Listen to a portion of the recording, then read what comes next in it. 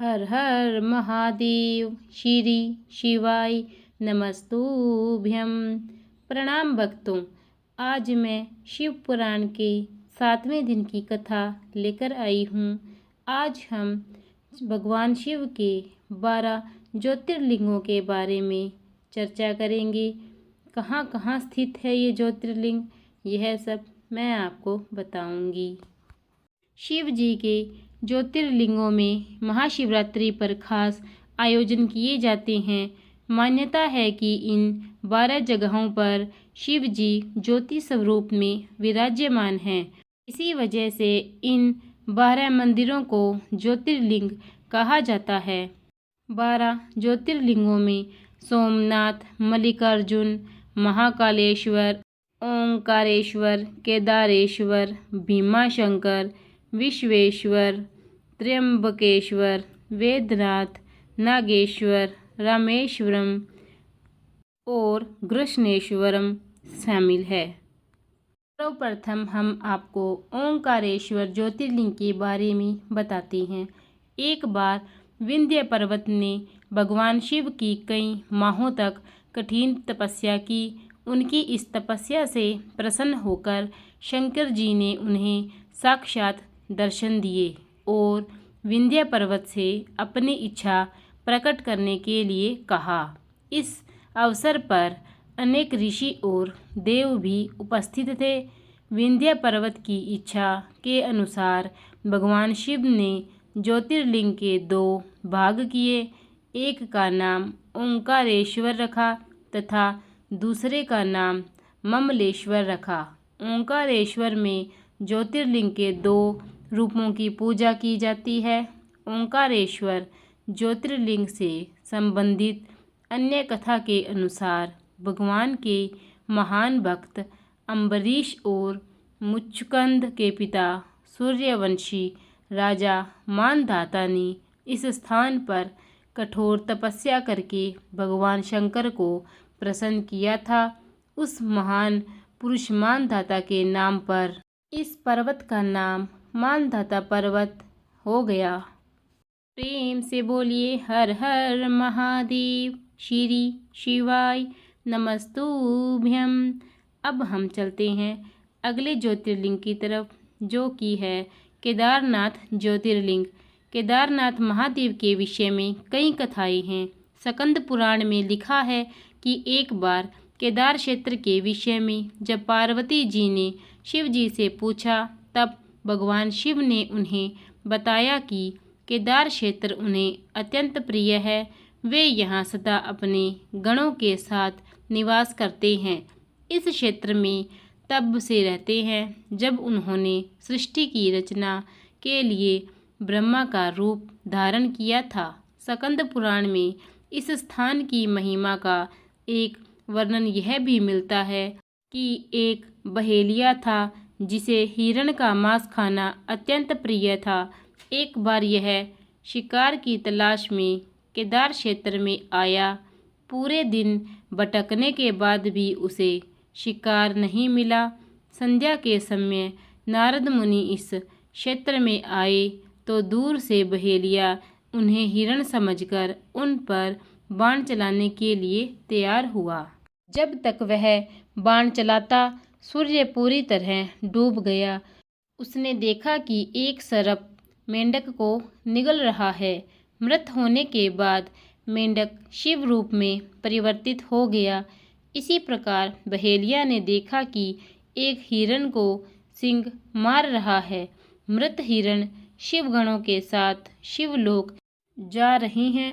इस अद्भुत दृश्य को देखकर बहेलिया हैरान था।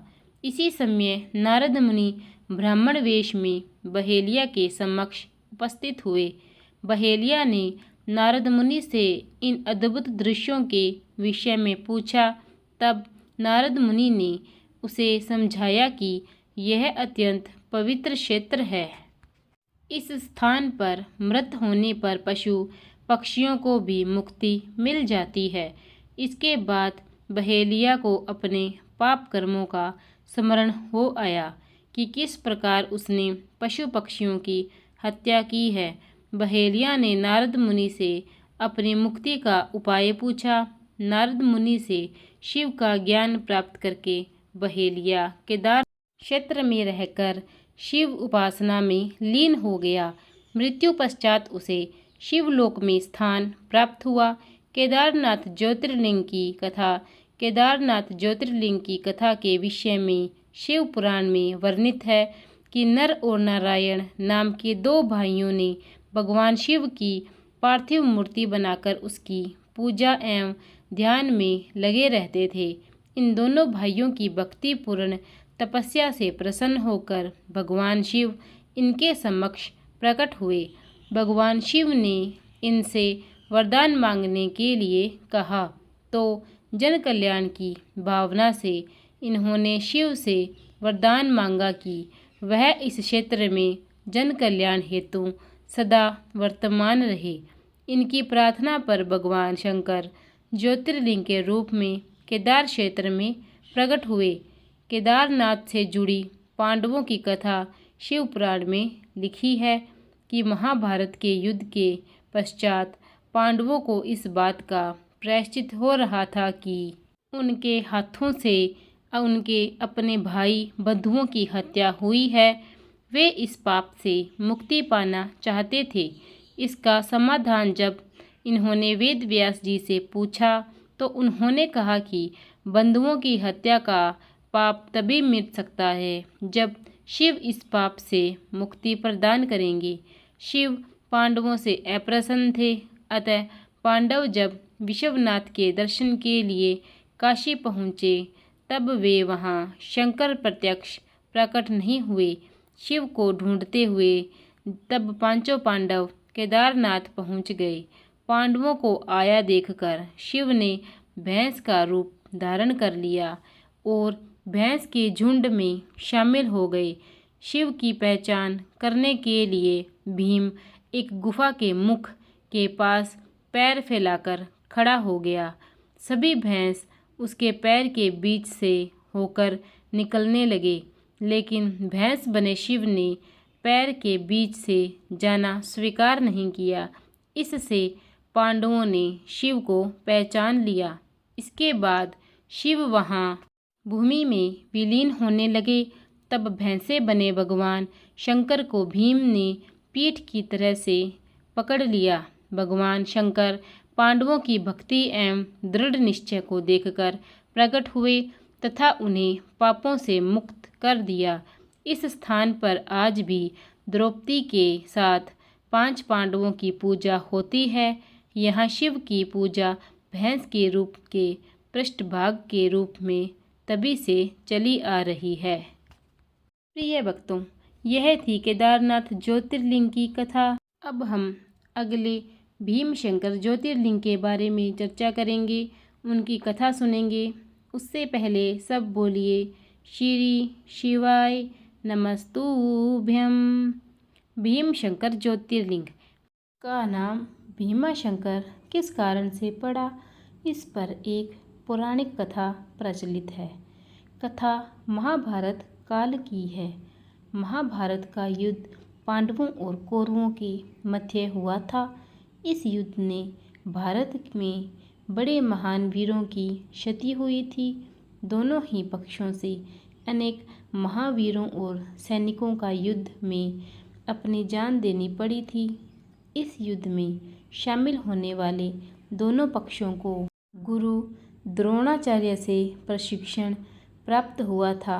कौरवों और पांडवों ने जिस स्थान पर दोनों को प्रशिक्षण देने का कार्य किया था वह स्थान है आज उज्जनक के नाम से जाना जाता है। यहीं पर आज भगवान महादेव का भीमशंकर विशाल ज्योतिर्लिंग है। कुछ लोग इस मंदिर को भीमाशंकर ज्योतिर्लिंग भी कहते हैं। भीमशंकर ज्योतिर्लिंग कथा शिव पुराण अनुसार भीमशंकर ज्योतिर्लिंग का वर्णन शिव पुराण में मिलता है। शिव पुराण में कहा गया है कि पुराने समय में भीम नाम का एक राक्षस था। वह राक्षस कुंभकर्ण का पुत्र था, परंतु उसका जन्म ठीक उसके पिता की मृत्यु के बाद हुआ था। अपने पिता की मृत्यु भगवान राम के हाथों होने की घटना की उसे जानकारी नहीं थी। समय बीतने के साथ जब उसे अपनी माता से इस घटना की जानकारी हुई तो वह श्री भगवान राम का वध करने के लिए आतुर हो गया। अपने उद्देश्य को पूरा करने के लिए उसने अनेक वर्षों तक कठोर तपस्या की। उसकी तपस्या से प्रसन्न होकर उसे ब्रह्मा जी ने विजयी होने का वरदान दिया। वरदान पाने के बाद राक्षस निरंकुश हो गया। उसे मनुष्य के साथ साथ देवी देवता भी भयभीत रहने लगे। धीरे धीरे सभी जगह उसके आतंक की चर्चा होने लगी। युद्ध में उसने देवताओं को भी परास्त करना प्रारंभ कर दिया। जहाँ वह जाता मृत्यु का तांडव होने लगता। उसने सभी जगह पूजा पाठ बंद करवा दिए। अत्यंत परेशान होने के बाद सभी देव भगवान शिव की शरण में गए। भगवान शिव ने सभी को आश्वासन दिलाया कि वे इसका उपाय निकालेंगे। भगवान शिव ने राक्षस को नष्ट कर दिया। भगवान शिव से सभी देवों ने आग्रह किया कि वे इसी स्थान पर शिवलिंग रूप में विराजित हों। उनकी इस प्रार्थना को भगवान शिव ने स्वीकार कर लिया और वे भीमाशंकर ज्योतिर्लिंग के रूप में आज भी यहाँ विराजित हैं। अब हम अगले ज्योतिर्लिंग के बारे में चर्चा करेंगे। अगला ज्योतिर्लिंग वेदनाथ ज्योतिर्लिंग है। यह ज्योतिर्लिंग क्यों स्थापित हुआ, आइए इसके बारे में हम सुनते हैं। पौराणिक कथाओं के अनुसार यह ज्योतिर्लिंग लंकापति रावण द्वारा यहाँ लगाया गया था। इसकी एक बड़ी ही रोचक कथा है। रावण भगवान शंकर का परम भक्त था। शिव पुराण के अनुसार एक बार भगवान शिव को प्रसन्न करने के लिए रावण हिमालय पर्वत पर जाकर शिवलिंग की स्थापना करके कठोर तपस्या करने लगा। कई वर्षों तक तप करने के बाद भी भगवान शंकर प्रसन्न नहीं हुए। तब रावण ने शिव को प्रसन्न करने के लिए अपने सिर की आहुति देने का निश्चय किया। विधिवत पूजा करते हुए दशानन रावण एक एक करके अपने 9 सिरों को काटकर शिवलिंग पर चढ़ाता गया। जब 10वां सिर काटने वाला था तब भगवान शिव वहां प्रकट हुए और रावण को वरदान मांगने के लिए कहा। रावण को जब इच्छित वरदान मिल गया तब उसने भगवान शिव से अनुरोध किया कि वह उन्हें अपने साथ लंका ले जाना चाहता है। शिव ने रावण से कहा कि वह उसके साथ नहीं जा सकते हैं। वह चाहे तो यह शिवलिंग ले जा सकता है। भगवान शिव ने रावण को वह शिवलिंग ले जाने दिया, जिसकी पूजा करते हुए उसने 9 सिरों की भेंट चढ़ाई थी। शिवलिंग को ले जाते समय शिव ने रावण से कहा कि इस ज्योतिर्लिंग को रास्ते में कहीं भी भूमि पर मत रखना, अन्यथा यह वहीं पर स्थापित हो जाएगा। भगवान विष्णु नहीं चाहते थे कि यह ज्योतिर्लिंग लंका पहुँचे, अतः उन्होंने गंगा से रावण के पेट में समाने का अनुरोध किया।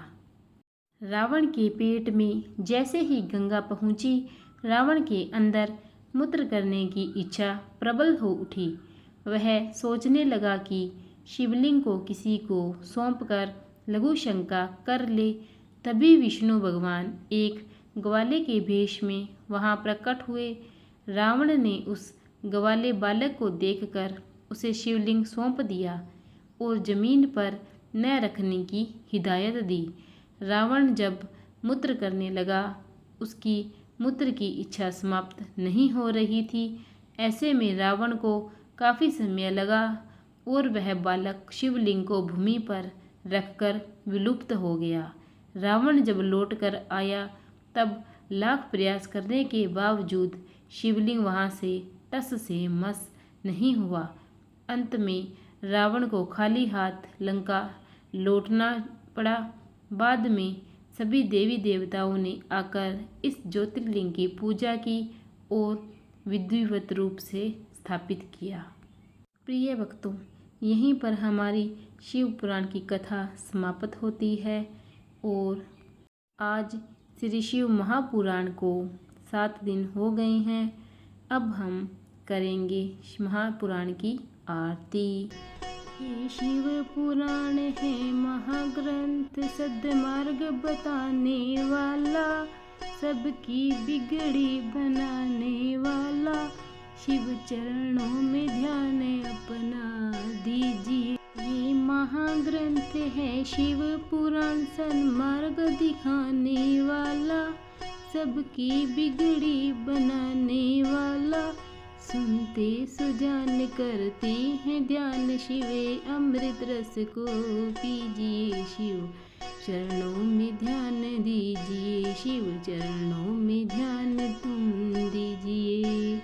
झांकी अनूप कल्याण रूप, सबके मन को ये भाई, मन मंदिर में बस जाए, मन मंदिर में बस जाए, शिव ध्यान लगा मन को भी जगा, तन मन धन अर्पण कीजिए, शिव चरणों में ध्यान अपना दीजिए, शिव चरणों में ध्यान अपना दीजिए।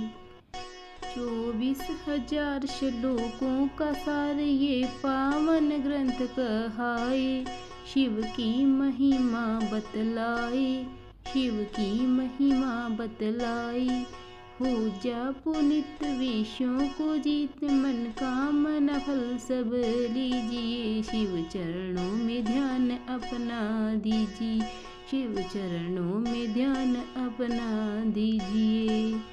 ये विश्वनाथ करते संघात, सब दुख मिटाने वाला, भव पार लगाने वाला है, भव पार लगाने वाला, जप नमः शिवाय, जप नमः शिवाय, जीवन सफल सब कीजिए, शिव चरणों में ध्यान अपना दीजिए, शिव चरणों में ध्यान अपना दीजिए।